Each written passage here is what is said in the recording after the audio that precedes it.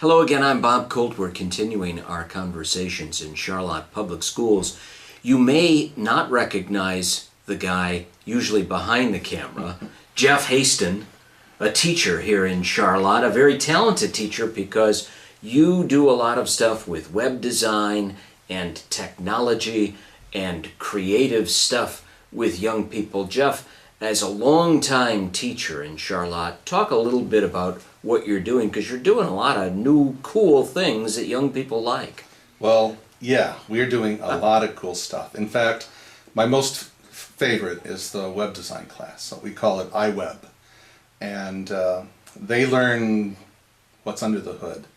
It's not a program that they use like Dreamweaver or Front Page from Microsoft. They're really getting into how it works. They are coding. They are typing HTML, which stands for Hypertext Markup Language.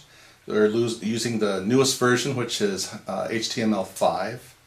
And that's the content. And then they also have a CSS page. And how old are these kids again? These are 7th and 8th graders.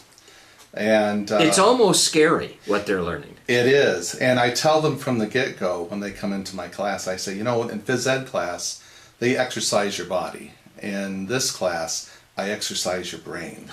And I said, this is probably going to be one of the most difficult classes you've taken, and possibly one of the most rewarding ones. Primarily because, number one, they have to learn to read.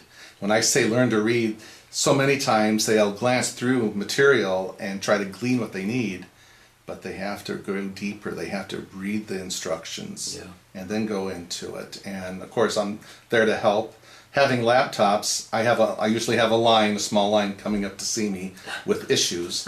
And so how does that work? I mean, if to teach web design, you can actually show them, but they have to experience this themselves, and then you kind of coach them through a process. Absolutely. We start with the bare basics. Back when I first learned how to code and create web pages, they were ugly. There was not much to them. You had text, you might have had a few pictures. And things were in a grid. It wasn't even in a grid. It was like in a linear form. It was just bare bones, and they start there. And I just introduce new things every few days, and pretty soon we reach the point where we're ready for CSS, which is how the page looks, not what's in it. So it controls the appearance, whether it's a different font or a color or how images relate to text. So they get into that CSS, and then the floodgates open. And they start designing things that are actually quite attractive. This is 7th and 8th graders. 7th and 8th graders. You would look at some of their work and think a professional web designer built that. Yeah. And which is awesome. And they learn how to do menus, those drop-down menus that they get. It's pretty cool. And so you've been teaching web design how long? Because you've kind of evolved. I mean, you started as a band person here in Charlotte. I started as a band person, went from there to incorporating technology into that band program, whether it was typing up a program or keeping track of Bandcamp and having all of these different groups and a database and organizing, and it just lent itself. And when I went back to state for my master's, I decided I really like this technology stuff. Yeah. So I went that route. And so how long have you been doing the technology piece, really, here in Charlotte? About 17 years now. And so that's a lot. You've seen the technology and the process of internet access and learning really evolve. Oh yes, 14.4 modems was the norm when I first started. Everything was geared towards how small can you make it because it takes a while to load. Today we couldn't tolerate that kind of speed. Yeah. I went to MSU and we had a lab of Apple IIs. And there was desks all around, and there were extension cords and power strips, and everything was connected that way.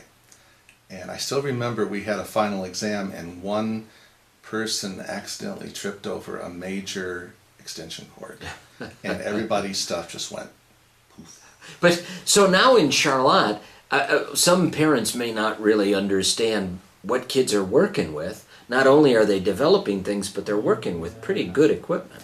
They are. We just got a new lab of laptops this year, and awesome stuff. I use that along with my STEM class, this design and modeling class, where we use another piece of software, which is Autodesk Inventor, and that's a professional level software package through Project Lead the Way and STEM. And kids are right now creating, you remember those little kid toys where they have a hammer and they're pounding a square peg into a square hole or trying to put it in the round, Yeah. But so they're building that virtually.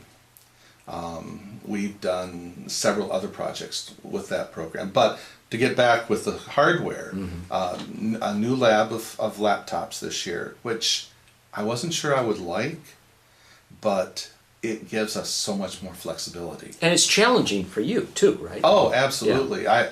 I could get bored really easy if I did the same thing over and over every year. That's the one thing I can claim since coming to Charlotte now, and this includes my band experiences. I have not had 1 year or 2 years identical to each other. Really? Not two. There's always some little thing that was different. Yeah. And now with the technology classes, I've been gearing up and creating these different modules that students can take to entice them, to enhance their learning, to increase their overall ability to communicate. It's really kind of unique that, at least I think, that young people are learning this sort of web design, internet construction, 7th and 8th grade, and by the time they get into high school, they're way ahead of other kids. Oh, yes. And then there is a high school course that they can take. So I am hoping that some of them will still have the motivation and interest in pursuing it. Yeah. Well, talk a little bit about video too. I mean, that's a big part of what you do. Well, it all started, I expanded my basic Microsoft Office and typing program to include something a little more creative. And I had a couple of VHS cameras, and this goes back a few years, and we were responsible primarily for doing morning announcements.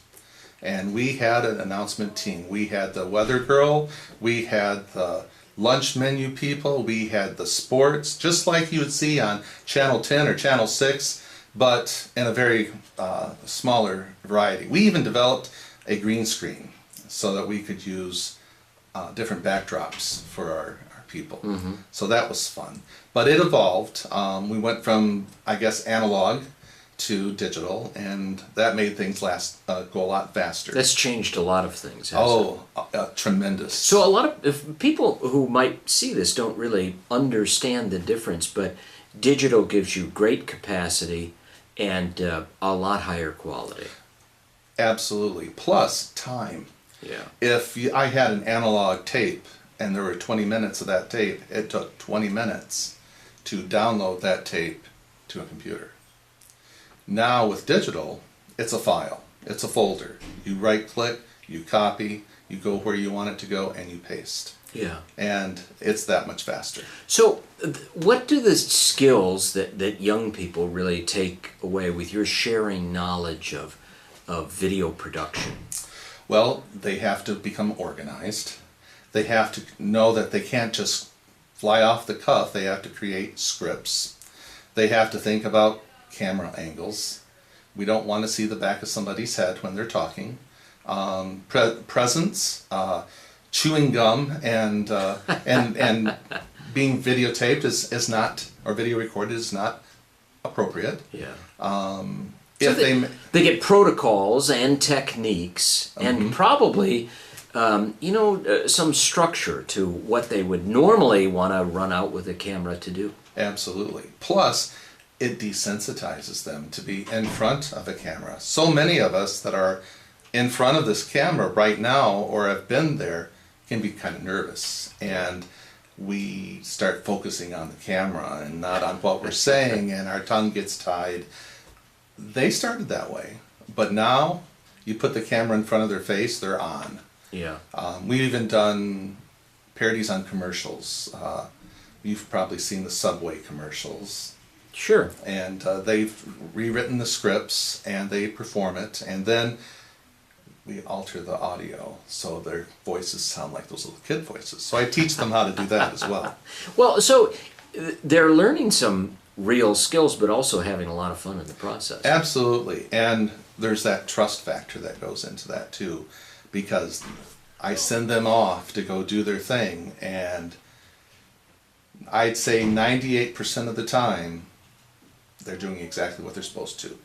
But they're kids, and every once in a great while I'll get somebody saying, "Hey, Jeff, your kids were over here, they shouldn't have been over there and doing this and that." And I go, "Okay, it's time to reel them back in again." This trimester, the room where we usually do our extra recording is right next door, because there's no one in there that hour.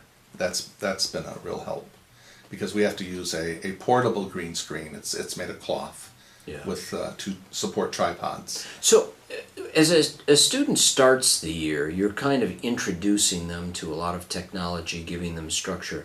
And where do you hope they are by the end of the school year? By the end of the school year, I hope that if I said, I need you to create a video presentation on appearance, how people perceive you, like if you're heavy, how to make that comfortable, how to be a comfortable person, different public service type announcements with that. So they could create their script, they could film it, they could edit it, they could publish it and put it out there on the web. I bet you their parents are just amazed at some of the things your young people can produce. I think so, because they all have to create a video portfolio. They they upload their work to a place called Vimeo. It's a cloud storage area. And then they learn to also embed that video into a Google site, which is like a web page. And so the parents can also see what they're doing. That's great. Now also, since they all have iPads, they have a built-in camera. Yeah. So I'm encouraging them to do more things at home and then bringing it in on their iPad. Those iPad video cameras are just as good as anything you would see anyplace. They're great. They can't zoom. Yeah. But you can do landscape or portrait. And I try to make them do landscape. Otherwise, we have black bars on either side. Sure. But they also have to learn to incorporate that with their Google Drive. So they're learning how to manipulate data in different ways that they probably never even thought about. So, Jeff, after all these years, is it still fun for you? It is. It is. You know, I keep tweaking it. We keep making it hopefully better, more interesting for me, because I have to keep it fresh for myself as well. Yeah, and at some point you're going to say, gosh, someday I'll get old and retire, but you've got a long way to go. No, I'm already old, so. So how do you get to planning what's going to happen next year? What are you going to do with young people next year? Well, for example, this year I introduced some coding using a program called Scratch. Now, Scratch was developed at MIT, and it is graphic oriented. But these kids were doing if-then statements. They were looping. They were if-then-else. They were doing all sorts of unique stuff. But we just started that this year. We just did one class, I think, of that. Yeah. And I thought it was successful. So I'm always looking. I'm always looking at the next thing. That's a great way to end a recording. Thank you, Jeff. Well, you're very welcome. I'm Bob Colt. We'll continue our conversations in Charlotte Public Schools.